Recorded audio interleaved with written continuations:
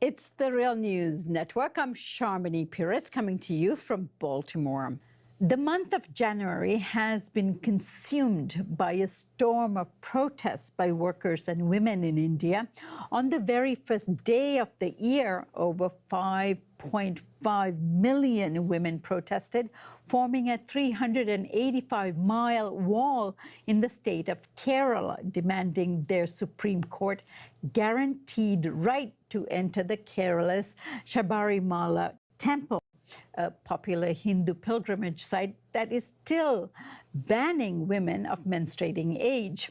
Then there were the university students, university teachers, public school teachers, and midday meal laborers who prepare meals for millions of poor school children.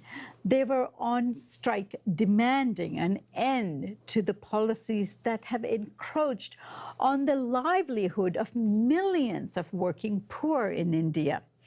All of this culminated in a general strike on January 8th and 9th, when 150 million workers walked off the job in protest. The two-day protests were organized by dozens of unions representing garment workers to government workers, bank workers to transportation workers, steel workers, auto manufacturing workers, and more. They paralyzed the country for 2 whole days.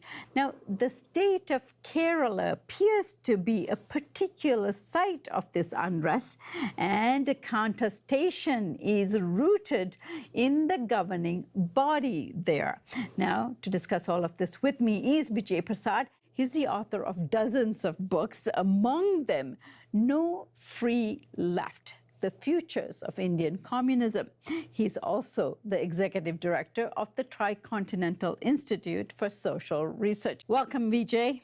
Thanks a lot. All right, Vijay, let's start off with how the Western media has been covering this women's wall in Kerala. Of course, it is giving it a lot of attention, and it is much deserved attention. It's quite the wall, it's quite the size. It's visually very compelling, given how long it is and how many women are participating from all walks of life to fight for their guaranteed right, affirmed by the Supreme Court, to enter Kerala's Sabarimala temple. But what are the underlying political issues that is flaring up the continuing protests in Kerala that we are seeing? Well, the first thing to bear in mind is Kerala is the only state in India which is governed by the left, by the Communist Party. It's the Left Democratic Front, which has formed the government in Kerala.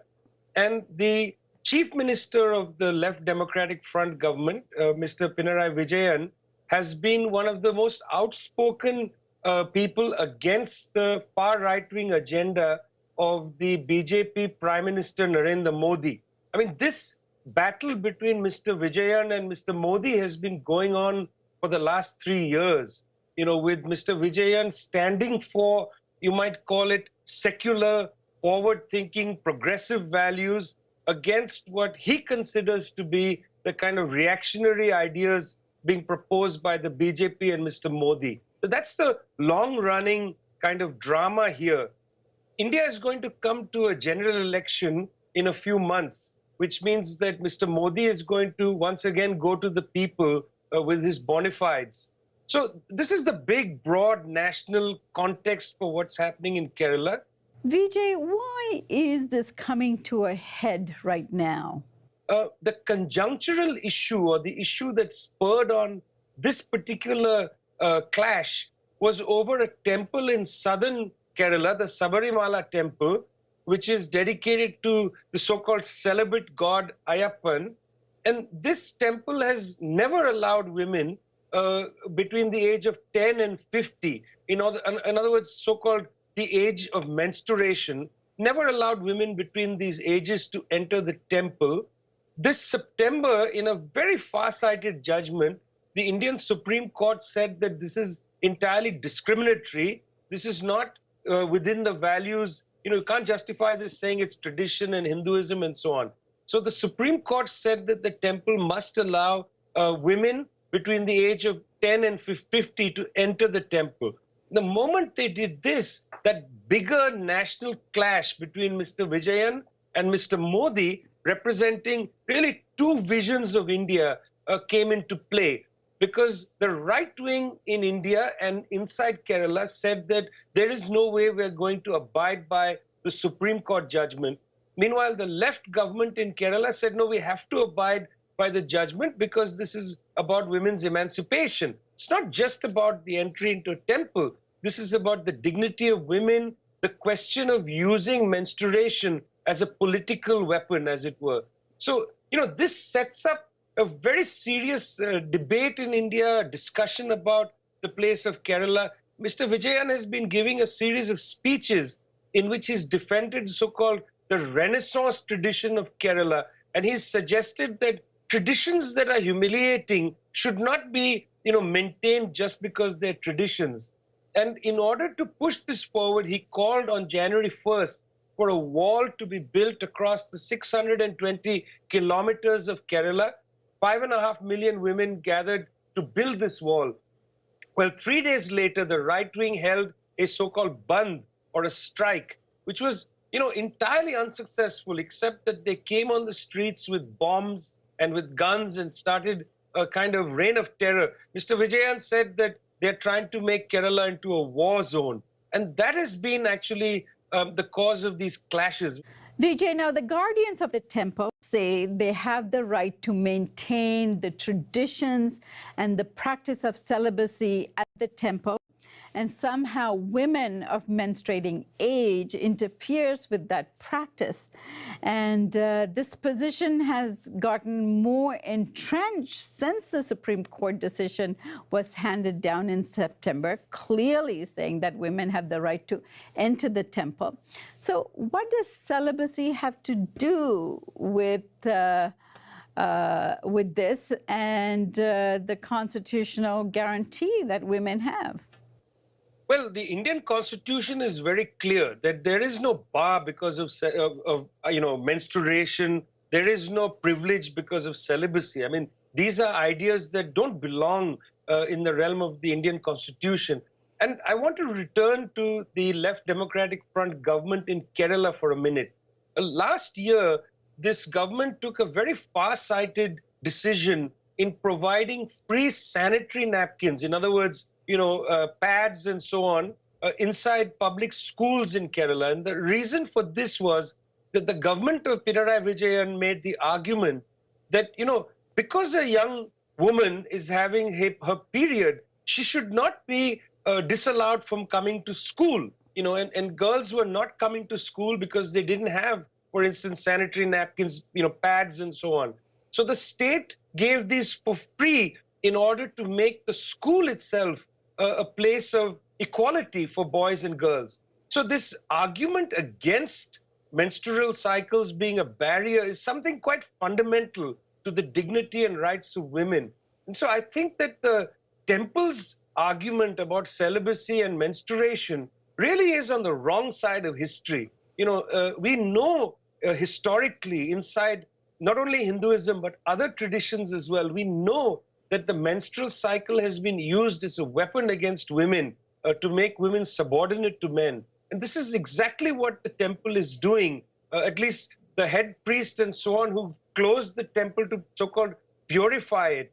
There's a kind of ridiculousness that they are, maintaining in their position. But as I say, they're on the wrong side of history on this one. So, Vijay, this kind of a demonstration, just the mere size of it, is so profound and unbelievably effective. What impact will this have beyond the demand for the entry at the temple? I mean, it's 5.5 million women who stood in the wall just in Kerala and tens of thousands of women outside the state. Kerala is a state of 35 million people. So if 5.5 million women were standing in that wall, Sharmini, that's a very large percentage of the population of the state of Kerala. And you have to understand that these demonstrations, as much as one may call them symbolic, these demonstrations give people a great deal of strength. And there are going to be cascading protests out of this. I don't think the government is going to back down in the campaign to open the temple and to fight, in a sense, against this kind of culture of discriminating against women based on things like menstruation and so on. I mean, I feel like the existence of this women's wall, the success of it, that 5.5 million women stood in a line to take a pledge to protect the Renaissance values of Kerala and so on, I think this is going to stiffen the spine of the government. It's not going to back down. And I think this is a serious and important cultural debate inside India about the status of women and about the emancipation of women. And finally, Vijay, earlier you said that there is an upcoming election. This is an upcoming general election in India that may happen in May. What impact will these demonstrations, the women's demonstration as well as the demonstrations, hundreds of them going on across the country, what impact will they have on the upcoming election, the national election, possibly happening in May? Well, the BJP, that is the government, the party of Mr. Narendra Modi, the Prime Minister of India, has certainly had some defeats in the regional elections, the state elections in Chhattisgarh, in Madhya Pradesh, and in Rajasthan. In Kerala, the BJP unit has taken a position firmly behind the temple authorities. It has essentially shown its hand.